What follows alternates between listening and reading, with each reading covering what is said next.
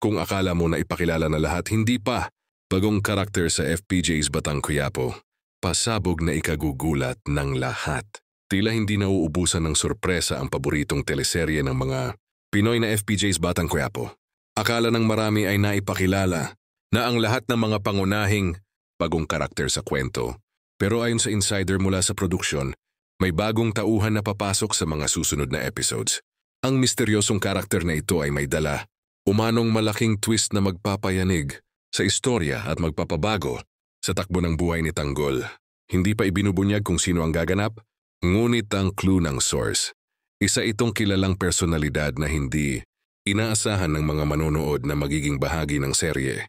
Dahil dito, mas lalong tumitindi ang excitement ng mga netizens na sabik malaman kung kakampi ba o kalaban ng bagong karakter.